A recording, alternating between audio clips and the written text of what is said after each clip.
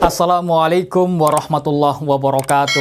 Alhamdulillahirabbil alamin wassalatu wassalamu ala asrafil anbiya'i wal mursalin sayyidina wa maulana Muhammadin wa ala alihi wa ashabihi ajmain amma ba'du. Pendidikan vokasi memegang peranan penting bagi pengembangan SDM Indonesia yang terampil di masa yang akan datang.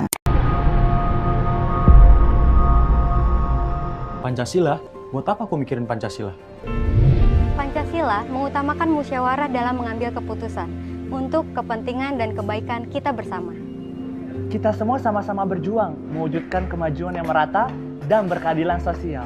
Wawasan kebangsaan itu kita hanya bisa merdeka kalau kita bersatu.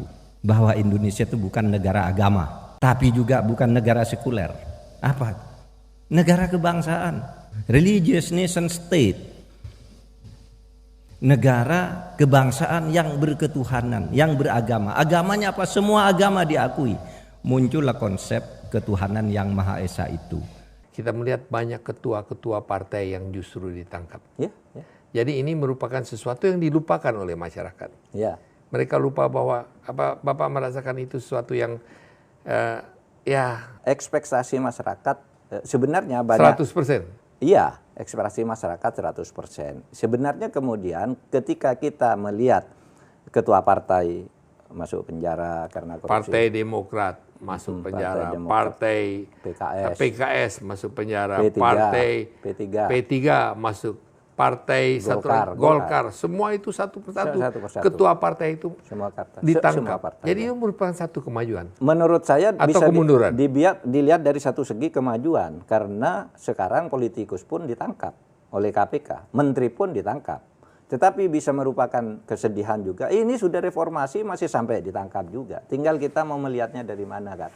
Kalau saya melihatnya ya adalah kemajuan bahwa kita punya instrumen. Ada satu kemajuan yang saya lihat. TV dan media itu menjadi salah satu patokan bagi politisi dan para menteri. Maria Lumowa dijemput oleh Menteri Kehakiman. Ko Chandra langsung dijemput oleh Jenderal Bintang 3. Bagaimana Bapak menurut Bapak? Sementara kan mereka ini adalah manajemen, bisa dilakukan oleh bawah. Ada satu yang ingin ditujukan oleh mereka-mereka. Ia menunjukkan keseriusan dan tetapi tidak salah juga karena kasusnya kasus besar. Misalnya begini, yang kasus Joko Chandra kan sama kan, orangnya begitu besar menarik perhatian kasusnya.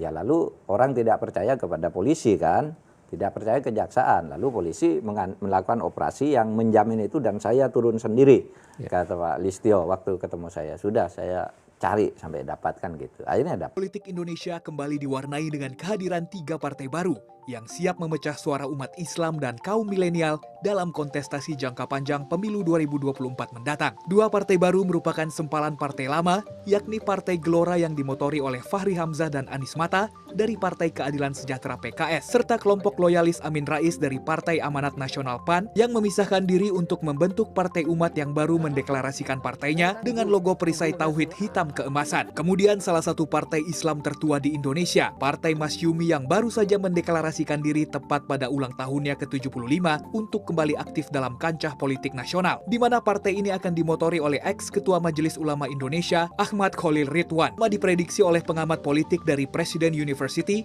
Muhammad Hikam, yang menyebutkan tak adanya identitas ideologi yang membedakan dari ketiga partai baru ini, menyebabkan minimnya dukungan suara yang akan masuk untuk ketiga partai tersebut. Apalagi ketiganya sama-sama menargetkan kelompok umat Islam dan milenial sebagai pendulang suara, namun tak memiliki tawaran ideologis yang berbeda dibandingkan dengan partai Islam lainnya. Secara ini saya agak pesimis bahwa mereka akan berhasil melampaui ambang batas itu atau akan bisa terregister juga, itu masih satu pertanyaan yang besar. Karena apa? Pertama-tama karena 3 partai ini, Umat, lalu Masyumi, lalu Gelora, itu mempunyai perbedaan-perbedaan di dalam marketingnya atau targetnya. Sekjen P3 Arsul Sani pun menyebutkan bahwa P3 tak khawatir dengan kehadiran ketiga partai ini.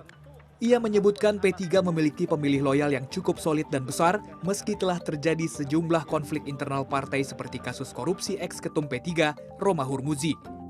P3 punya pemilih yang solid. pemilih ideologis, pemilih tradisional ya.